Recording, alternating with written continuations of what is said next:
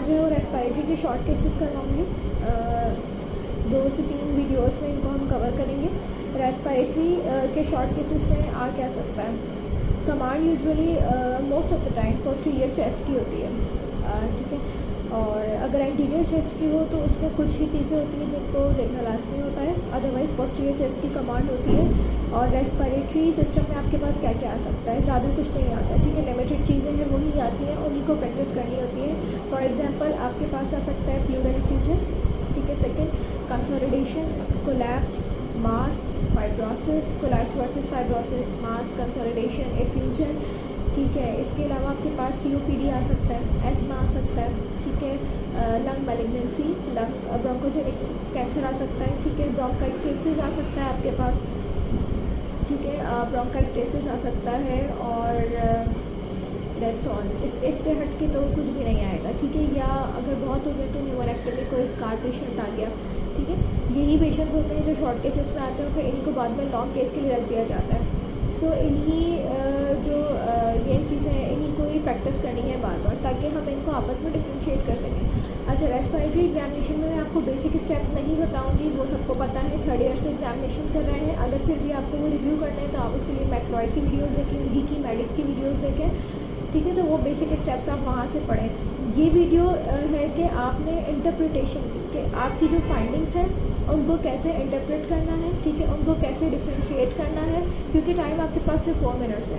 उसमें आपको डायग्नोसिस भी करनी है, डिफरेंशियल्स भी बनाने हैं, इंटरप्रिटेशन भी करनी है, रेलिवेंट एग्जामिनेशन भी करनी है, ठीक है। तो ये वीडियो है रेलिवेंट एग्जामिनेशन क्या करनी है, इंटरप्रिटेशन क्या करनी है, फाइंडिंग्स क्या होगी और उनकी कोरिलेशन क्या होगी। मैं बेसिक स्टेप्स आपको रिवाइज़ करवा देती हूँ कि लेट्स सबसे पहले तो हर एग्जामिनेशन में आपने पेशेंट को देखा, ठीक है। पेशेंट से कंसर्न लेना है, ठीक है। पेशेंट का एक्सपोजर बहुत इंपॉर्टेंट है। अगर most of the time male patients होते हैं तो आप उनको फुल एक्सपोज करवाएं, अगर फीमेल है तो प्राइवेसी के साथ लिमिटेड एक्सपोजर करवाएं, ठीक है। एक्सपोजर हो गया, प्राइवेसी हो गई, पोजीशन हो गई, ठीक है। ये बेसिक स्टेप्स हैं, ये आपने कर लिए, कंसर्न आपने कर लिया। अब इंस्पेक्शन सबको पता है, इंस्पेक्शन स्टार्ट करते हैं, फुट एंड से भी करते हैं, बैक साइड से भी करते हैं, राइट साइड से भी करते हैं। इंस्पेक्शन में आपने रेस्पिरेटरी मसल्स देखना है, ठीक है, कि पेशेंट जो है वो रेस्पिरेटरी काउंट चेक करना है, ठीक है। बहुत इंपॉर्टेंट है, रेस्पिरेटरी काउंट से पता चलेगा पेशेंट टेकेप्निक है या नहीं है। रेस्पिरेटरी काउंट अगर ज़्यादा है, अगर पेशेंट आप देखिए लुक वाइज, लुक में बहुत सारी चीज़ें पता चलेगी। अगर मिडिल एज से ओल्ड एज पेशेंट है तो लाइकली हो या तो COPD होगा, अगर आपको लुक वाइज लग रहा है, थोड़ा सा ओबीस होगा, ठीक है, टेकेप्निक है, और जो है वो बैरल शेप चेस्ट है उसका, ठीक है। और पॉलीसाइथेमिक है, मतलब उसका जो है पॉलीसाइथीमिया विजिबल है, बिल्कुल रेड कंजस्टेंसी आइज है, क्लव्ड है, ठीक है। ये वो चीज़ें हैं जो एकदम फर्स्ट लुक में ही क्लियर हो जाएंगी कि भाई पेशेंट COPD का है या पेशेंट मैलिग्नेंसी का है, ठीक है। COPD में एम्फाइसीमा तो बहुत कम आता है क्योंकि वो बहुत डिस्नेक होता है, तो एग्जामिनेशन भी प्रॉपर नहीं करवा सकते, तो स्टेबल पेशेंट ही आएगा। बहुत ज़्यादा टेकेप्निक पेशेंट नहीं आते जो ऑक्सीजन पे हो या बहुत ज़्यादा टेकेप्निक की कमांड्स ही फॉलो ना करें, तो ऐसा पेशेंट नहीं आता। पेशेंट स्टेबल आते हैं, तो स्टेबल COPD आ सकता है। स्टेबल COPD का लुक में आप क्या देखेंगे, पेशेंट ओबीस होगा, ठीक है। कंजस्टेड रेड आइज हो सकती हैं, पॉलीसाइथेमिक फेस हो सकता है, ठीक है। पेशेंट के जो है वो निकोटीन आपको स्टेनिंग मिल सकती है। पेरिफेरल एडिमा, अगर राइट हार्ट फेलियर के साइंस होंगे तो पेरिफेरल एडिमा मिल सकता है आपको, तो आपको दूर से पता चल जाता है। बैरल शेप चेस्ट होगा कि ये पेशेंट भाई मुझे इसमें COPD, एक माइंड में इमेज बन जाता है, ठीक है। इसी तरह सेकंड मैलिग्नेंसी का होगा तो वेस्टेड होगा, ठीक है। ओल्ड पेशेंट होगा, वेस्टेड होगा, थिन लीन होगा और कैचेसिक लुक होगा उसका, तो आप एक अंदाज़ा लगा सकते हैं कि भाई ये मैलिग्नेंसी की तरफ जाएगा, ठीक है। और अगर यंग पेशेंट है, यंग एडल्ट है, यंग पेशेंट है, तो आपने उसमें क्या देखना है, अगर यंग है बिल्कुल सही बैठा हुआ है तो इफ्यूजन हो सकती है, कंसोलिडेशन हो सकता है, इफ्यूजन, कंसोलिडेशन, क्रैपिटेशन, माइल्ड क्रैपिटेशन, एस्मा हो सकता है, ये चीज़ें हो सकती हैं, ठीक है। और अगर मिडिल एज में आपको क्रैपिटेशन, ब्रोंकाइटिस, स्प्यूटम एक्सपेक्टोरेट कर रहा है, कफ कर रहा है, तो आपने ब्रोंकाइटिस उस तरफ मतलब एक माइंड में इमेज बना रहे हैं, सही। तो रेस्पिरेटरी रेट का आपने काउंट किया, ठीक है। रेस्पिरेटरी रेट में आपने देखना है कि पेशेंट अपने असेसरी मसल्स यूज़ कर रहा है, कि अगर वो माइल्ड टेकेप्निक है तो क्या उसके असेसरी मसल्स यूज़ हो रहे हैं। असेसरी मसल्स कहाँ देखने हैं आपने देखने हैं कि उसके असेसरी मसल्स यानी कि इंटरकोस्टल मसल्स जो है वो ज़्यादा मूव कर रहा है, ठीक है। और प्रोमिनेंट सुप्रास्टर्नल रिसेशंस है, तो इसका मतलब पेशेंट टेकेप्निक है, ठीक है। उसके बाद आपने देखना है कि उसकी चेस्ट की मूवमेंट्स क्या है, bilateral and symmetrical chest movements होनी चाहिए। ऐसा तो नहीं कोई चेस्ट ज़्यादा मूव कर रहा है, कोई कम मूव कर रहे हैं, किसी में मूवमेंट्स नहीं है, तो सिमेट्रिकल चेस्ट मूवमेंट्स, ठीक है।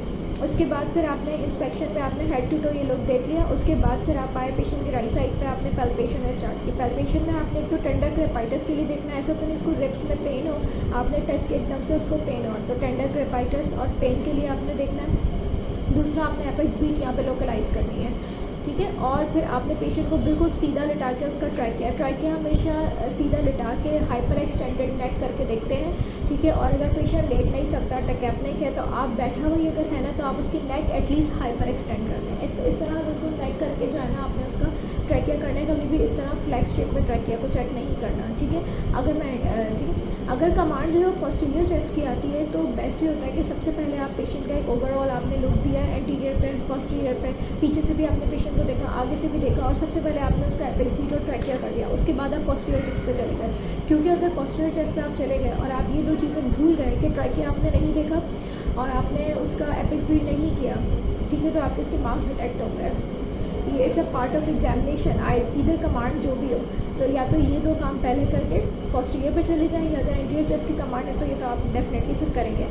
उसके बाद फिर आपकी परकशन हो गई, ठीक है, आपने पूरा परकशन एपेक्स भी परकस करने हैं, पूरा परकशन करना है। उसके बाद ऑस्कल्टेशन आपने एपेक्स भी ऑस्कल्टेट करना है और पूरा आपने जो लंग ऑस्कल्टेट करना है, ठीक है। अब रेलिवेंट एग्जामिनेशन, ये तो हो गई बेसिक जो है वो आपकी जो मैनुअर्स होते हैं रेस्पिरेटरी एग्जामिनेशन के। इसमें एक चीज़ लाजमी देखनी है कि अगर पोस्टीरियर चेस्ट की कमांड है तो आपने ये भी देखना है कि कहीं पर निडल का कोई मार्क तो नहीं है। क्या पता पेशेंट कोई फ्यूजन और वो ड्रेन करा के आया हो, तो कहीं गॉस पीस लगा हुआ हो, कहीं आपको पंचर वूंड मिल रहा हो कि इसका कोई प्रोसीजर हुआ है, या अगर एंटीरियर चेस्ट है तो आप देखें कोई स्कार मार्क तो नहीं है, कोई न्यूमेरेक्टमी का स्कार मार्क हो, ठीक है, तो इसका मतलब है कि न्यूमेरेक्टमी हुई हुई है उसकी, ठीक है, तो ये स्कार मार्क्स आपने देखना है। अब आ जाए रेलिवेंट एग्जामिनेशन पे। रेलिवेंट एग्जामिनेशन, लेट सपोज अगर आपकी कमांड पोस्टीरियर चेस्ट की थी, तो उसमें आपने पोस्टीरियर चेस्ट कर लिया, ठीक है। पोस्टीरियर चेस्ट में आपने फ्रंट बैक ट्रैकिया भी देख लिया, एपेक्स बीट भी देख लिया। अब आपने क्या करना है, पीछे पेशेंट बैठा हुआ ही होगा ना, उसका आपने उसकी स्पाइनल टेंडरनेस पैल्पेट करनी है। स्पाइन को पैल्पेट करेंगे फॉर स्पाइनल टेंडरनेस, ठीक है। स्पाइनल टेंडरनेस के लिए देखना है आपने, ठीक है। सैक्रल एडिमा के लिए पेशेंट को देखना है, ठीक है। और फिर पीछे से ही आप पोस्टीरियर, आप पेशेंट आपका ये आपके सामने पेशेंट का बैक होगा, तो आपने वहीं से सर्वाइकल लिम्फेडेनोपैथी देखनी है। सर्वाइकल लिम्फेडेनोपैथी के साथ साथ एक इंपॉर्टेंट आपने क्या देखना है, सुप्रा क्लैविकुलर लिम्फ नोड्स। इस पर ज़्यादा जो है वो ध्यान रखना है, क्योंकि ब्रोंकोजेनिक मैलिग्नेंसीज में supra clavicular lymph node, varicose nodes वगैरह ये होती हैं, ठीक है। तो आपने लिम्फेडेनोपैथी अच्छे से करनी है। ये आपका बैक हो गया। और अगर यही कमांड एंटीरियर चेस्ट की होगी, तो एंटीरियर चेस्ट जब आपने पूरा किया तो उसके बाद आपने पोस्टीरियर चेस्ट पूरा नहीं करना, आपने सिर्फ क्या करना है, पोस्टीरियर से चेस्ट ऑस्कल्टेशन करनी है, ठीक है। तो बाज़ दफ़ा क्या होता है कि आपको पोस्टीरियर चेस्ट पे कुछ भी नहीं मिलता, आपको कुछ भी इंटरप्रिटेशन नहीं आ रही होती है ऑस्कल्टेशन पे, तो इसकी हेल्पफुल क्या होता है कि आप ना एंटीरियर चेस्ट पर ऑस्कल्टेट करते हैं, तो आपको चीज़ें वहाँ से मिल जाती हैं जो आप चीज़ें बैक में जो मिस करते हैं। या अगर आप एंटीरियर चेस्ट की एग्जामिनेशन कमांड थी और उसमें आपको नहीं इंटरप्रिटेशन हो रही, तो आप बैक ऑस्कल्टेट कर लें। आप जो बैक या एंटीरियर है उसको पूरा नहीं करें, उसमें सिर्फ ऑस्कल्टेशन कर लें, ठीक है। तो इसी तरह आप बैक पे क्या करेंगे, एंटीरियर चेस्ट की कमांड में पोस्टीरियर पे बेसिस पे ऑस्कल्टेट कर लेंगे कि जो आपको कैपिटेशन आगे मिस हुई है वो आपको पीछे से ऑस्कल्टेट हो जाए। आपने ये ऑस्कल्टेशन करी, ठीक है। उसके बाद फिर आपने क्या करना है पेशेंट का, ठीक है। फिर पेशेंट बैठा हुआ ही होगा, तो आपने क्या करना है, उसकी जीवीपी पे एक नज़र मारना है कि जीवीपी रेस तो नहीं है, ठीक है। जीवीपी देखनी है और आपने कार्डियक एग्जामिनेशन में सिर्फ P2 पे हाथ रखना है फॉर पल्मोनरी हाइपरटेंशन, कि P2 लाउड तो नहीं है, ठीक है। पल्मोनरी हाइपरटेंशन के लिए आपने देखना है P2 लाउड देखना है और जीवीपी देखनी है रेलेवेंट एग्जामिनेशन में, ठीक है। फिर आप उसके हैंड्स पे आ जाएं, ठीक है। अब दोनों हैंड एग्जामिनेशन, जैसे दोनों हाथ ऐसे रख के आपने इसमें क्या देखना है, हैंड एग्जामिनेशन में आपने देखना है कि पेशेंट की क्लबिंग इंपॉर्टेंट, ठीक है। अगर तो विजिबल क्लबिंग है तो आपको कार्ड रखने की ज़रूरत नहीं है, अगर तो देखने में ही पता चल रही है, लेकिन अगर नहीं पता चल रही तब आप कार्ड रख के देखें। क्लबिंग देख ली आपने, निकोटीन के स्टेन मार्क्स देखने विजिबल होते हैं, ब्लैक टार स्टेनिंग होती है, ठीक है। उसके बाद आपने पामा एरिथमिया देखना है। अगर पेशेंट COPD का होगा तो उसको पामा एरिथमिया हो सकता है। क्या साइंस होते हैं कि पेशेंट का CO2 नार्कोसिस में जब जाता है, या CO2 रिटेंशन के साइंस क्या होते हैं कि उसकी जो है वो पामा एरिथमिया होगा, फ्लैपिंग ट्रिमर्स होंगे, ठीक है, high volume pulse, bounding pulse होगी, और जो है वो थोड़ा सा कंफ्यूज स्टेट में होगा, प्लस जो उसका कंजक्टिबल एरिथमा होगा। ये साइंस होते हैं कि पेशेंट जो है वो CO2 रिटेंशन में है, ठीक है। फिर आपने अच्छा वेस्टिंग, अगर पेशेंट एक नज़र आपने क्या देखना है कि पेशेंट अगर इसे थिन लीन है, वेस्टेड है, कैचेक्सिक है, तो आपने उसे पेनकोस ट्यूमर के लिए देखना है कि जो पेशेंट का यहाँ पे ये वेस्टेड होगा, ठीक है। गटरिंग होगी, वेस्टेड होगा, थिनर एंड हाइपोथिनर एविडेंस, ठीक है। ये वेस्टिंग होगी, गटरिंग होगी, ये चीज़ आपने देखनी है। प्लस हाइपर वो ट्रॉफिक ऑस्टियोआर्थ्रोपैथी होती है, तो आपने रिस्ट और जॉइंट मूवमेंट जो बस ऐसे उसको यू करवाना है, ठीक है। मूवमेंट्स करवानी है और पेन के लिए देखना है, ये आपने देख लिया। उसके बाद फिर आपने प्रॉक्सिमल मसल वीकनेस चेक करनी है कि अगर पेशेंट, अगर आपके जहन में मैलिग्नेंसी है तो मैलिग्नेंसी में प्रॉक्सिमल मसल वीकनेस हो सकती है, ठीक है, एज अ पैरान्यूप्लास्टिक सिम्टम्स के तौर पर, ठीक है। आपने प्रॉक्सिमल मसल वीकनेस देखनी है, आपने एक्जिला में लिम्फ नोड्स देखनी है, एक्जिला में लिम्फ नोड्स देखनी है। फिर आइस में आके आपने हॉर्नर सिंड्रोम के लिए देखना है, आपने मियोसिस देखनी है, ठीक है। हॉर्नर सिंड्रोम, मियोसिस, टॉसिस, और आपने क्या देखना है कि ना उसको ऐसे फील करके देखना है, किसके लिए, एनहेड्रोसिस के लिए, ठीक है। उसके बाद फिर आपने क्या करना है, ये आपका पेरिफेरल एडिमा, फीट में जाके पेरिफेरल एडिमा के लिए देखना है, ये आपकी रेलेवेंट एग्जामिनेशन है, ठीक है। ये आपने करनी है। जो क्लूज़ आपको चेस्ट में नहीं मिलेंगे वो आपको यहाँ से मिल जाएंगे। लेट्स सपोज कि स्टेबल सीओपीडी है, स्टेबल सीओपीडी में ज़रूरी नहीं है, आपको सिर्फ प्रोलॉन्ग एक्सपायरेशन मिल सकती है, ठीक है। अगर पेशेंट स्टेबल सीओपीडी का है तो आपको क्या मिलेगा, उसमें जो फीचर्स आपको पॉजिटिव फीचर्स वो आपको क्या मिलेंगे यहाँ पे, वो आपको मिल सकते हैं। पॉजिटिव फीचर्स जो हैं उसमें बैरल शेप चेस्ट मिल सकता है, ठीक है। बैरल शेप चेस्ट हो गया, ठीक है। आपको पामा एरिथमिया मिल सकता है, ट्रिमर्स मिल सकते हैं। आपको क्लबिंग सीओपीडी में नहीं होती, फाइब्रोसिस में होती है, तो क्लबिंग नहीं होगी सीओपीडी में, ठीक है। आपको जो है वो पामा एरिथमिया मिल गया, ट्रिमर्स मिल गए, बाउंडिंग पल्स मिल सकती है, निकोटीन स्टेन मार्क्स मिल सकते हैं आपको, ठीक है। और आपको फेस पे पामा एरिथमिया मिल सकता है, ठीक है। आइस में कंजक्टिवल हाइपरीमिया मिल सकता है, और चेस्ट में आपको प्रोलॉन्ग एक्सपायरेशन मिलेगी, ठीक है। प्रोलॉन्ग एक्सपायरेशन मिलेगी और प्रोलॉन्ग एक्सपायरेशन, तो ये फीचर्स सीओपीडी के साथ में पेरिफेरल एडिमा भी मिल सकता है। पीठो आपने पल्मोनरी हाइपरटेंशन के लिए सुनना है, तो ये फीचर्स है सजेस्टिव। अच्छा, अब इसमें मैं आपको बता देती हूँ कि इंटरप्रिटेशन, जैसे फॉर एग्जांपल मैं इसको इंटरप्रेट करूँगी, ये नॉर्मल एग्जामिनेशन विद रेलेवेंट मैंने आपको बताई थी, इसको हम एक्सप्लेन कैसे करेंगे। इसको हम ऐसे एक्सप्लेन करेंगे कि thanks for giving me command, my patient is cooperative, ठीक है, oriented and cooperated and oriented with respiratory rate आपने बता दिया, ठीक है। Using any accessory muscles in there is no, ठीक है, there is no, he is not in respiratory distress, ठीक है।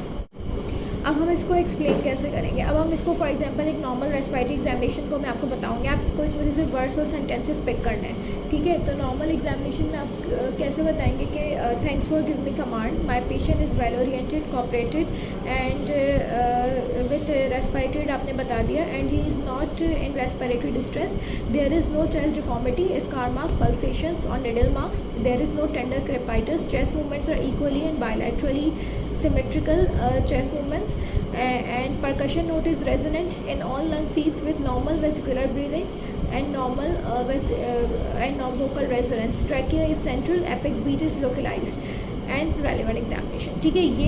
ये नॉर्मल का मैंने बताया। इसको फिर आप अपनी एग्जामिनेशन फाइंडिंग के साथ इंटरप्रेट करें। लेट्स सपोज आज मैं अभी बताऊंगी कि प्लूरल इफ्यूजन, अगर हमारी एग्जामिनेशन में प्लूरल इफ्यूजन की फाइंडिंग्स है तो उसको हम कैसे एक्सप्लेन करेंगे। सबसे पहले प्लूरल इफ्यूजन में आपने इंस्पेक्शन में क्या देखना है, इंस्पेक्शन में आपको जो है जिस टाइप पे प्लूरल इफ्यूजन होगी वो चेस्ट बल्जिंग होगी, ठीक है, वो बल्ज होगा।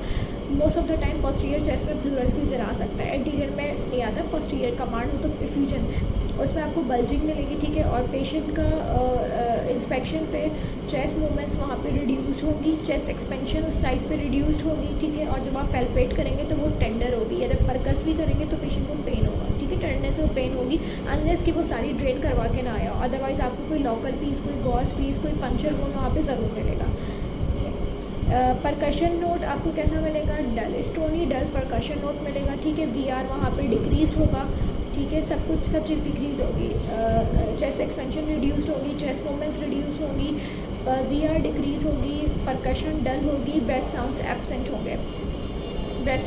होंगे, और अगर बहुत ज़्यादा मैसिव इफ्यूजन होगी तो ट्रैकिया ऑपोजिट साइड पर डेविएशन भी आपको मिलेगी, मीडियास्टियम डेविएशन भी मिलेगी। अब हम इसको कैसे एक्सप्लेन करेंगे, इसको हम कैसे एक्सप्लेन करेंगे। For example my patient is oriented, cooperative, lying comfortably on bed with respiratory rate and normal shape of the chest with bulging on right or left side. There is no needle puncture mark or local gauze piece or dressing or scar mark. There is reduced chest movements on the right side. For example, right side effusion है, right side with decrease chest expansion on same side and dull percussion note. अब आपने यहाँ बताना होता है कि कौन से इंटरकोस्टल स्पेस से कहाँ तक जो है वो परकशन नोट डल है, तो इसको काउंट करना होता है। जब आप प्रैक्टिस करें तो इसकी भी प्रैक्टिस करें कि जहाँ पे आपको फाइंडिंग्स मिल रही है वो कौन से इंटरकोस्टल स्पेसिस में, तो आपको बताना होता है। With decrease we are on the same side and diminish breath sounds. Trachea deviated to opposite side और मे बी सेंट्रल, अगर मिनिमल effusion है तो सेंट्रल भी हो सकता है। Apex beat localized।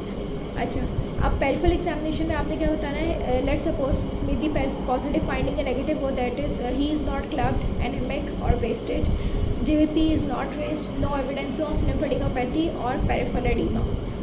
ये आपका प्लूरल इफ्यूजन हो गया। अब इसका डिफरेंशियल डायग्नोसिस, अभी जो फाइंडिंग है ना प्लूरल इफ्यूजन की, इसके डिडीज़ में क्या क्या आ सकता है, ये प्लूरल इफ्यूजन भी हो सकती है, ठीक है, ये थिक एंड प्लूरा भी हो सकता है। अगर आपको जो है वो परकशन नोट में स्टोरी डल नहीं मिल रहा, इम्पेयर डलनेस मिल रही है, समटाइम्स होता है कि डल होता है लेकिन अच्छा डल नहीं होता, इम्पेयर डलनेस होती है, और ब्रेथ साउंड्स डिक्रीज्ड होते हैं, ठीक है, एब्सेंट नहीं डिक्रीज्ड होते हैं, और VR भी नॉर्मल या डिक्रीज्ड होता है। आपको इंटरप्रिटेशन जो है ना 100% इफ्यूजन की नहीं आती, तो वो थिक एंड प्लूरा हो सकता है, ठीक है, और मास हो सकता है, इसके डीडीज़ में ये आएगा। और इसकी अगर वो पूछें कि भाई एटियोलॉजी क्या है, कॉज क्या है इसका, तो प्लूरल इफ्यूजन क्यों हो सकती है। प्लूरल इफ्यूजन देखिए, अगर यंग पेशेंट है, मिडिल एज पेशेंट है, तो आपको पैरानोमोनिक इफ्यूजन हो सकती है। अगर आप पैरानोमोनिक बना रहे हैं ना पेशेंट को, और पेशेंट थोड़ा सा फेब्राइल भी, तो टेम्परेचर भी उसका चेक करें, ठीक है, तो ये पैरानोमोनिक हो सकती है लोअर रेस्पिरेटरी ट्रैक इन्फेक्शन की वजह से। इन्फेक्टिव एटियोलॉजी में LRTI, नमोनिया, पैरानोमोनिक और ट्यूबरकुलोसिस की वजह से हो सकती है, ठीक है, लिम्फोमा की वजह से हो सकती है, ठीक है। अब अगर साथ में आपको लिम्फ नोड्स वगैरह भी मिल रहे हैं, कनेक्टिव टिश्यू डिजीज़ अगर कुछ भी नहीं मिल रहा, तो आप फोर्थ में कनेक्टिव टिश्यू डिजीज़ में भी इफ्यूजन सीरोसाइटिस हो सकता है, स्पेशली अगर यंग फीमेल्स हैं, और साइंस आपको मिल रहे हैं जो है कनेक्टिव टिश्यूज़ के, या प्लूरल थिक एंड प्लूरा की वजह से मिल सकती है, सही है। तो इसमें यूनिलैटरल, अब मैं यूनिलैटरल इफ्यूजन की बात करें, यूनिलैटरल इफ्यूजन की ये कॉजेज़ हैं, आपको इसकी वजह से मिल सकती है, ठीक है। So that's all about pleural effusion. Next में इंशाल्लाह हम इसको कवर करेंगे, कोलैप्स, फाइब्रोसिस, ब्रोंकाइटिस, कंसोलिडेशन, मास और IRD, इन पे जो है वो मैं करवाऊँगी। ये रेस्पिरेटरी एग्जामिनेशन प्रैक्टिस से आती है, ठीक है। आपको इंटरप्रिटेशन अच्छी होनी चाहिए, इसमें कोई भी जो है वो एक्सक्यूज़ नहीं है कि आपने फाइंडिंग ही पिक नहीं करी, फिर तो फाइंडिंग पिक करें प्लस को रिलेट भी करें उसको, ठीक है। तो रेस्पिरेटरी एग्जामिनेशन की जो कोरिलेशन है ना, वो GP जब आप करते हैं ना, यानी जो रेलेवेंट एग्जामिनेशन है, उससे बहुत ज़्यादा क्लूज़ मिल जाता है, उससे बहुत ज़्यादा हेल्पफुल हो जाता है, ठीक है। Okay, that's all about for today, thank you, अल्लाह हाफिज़।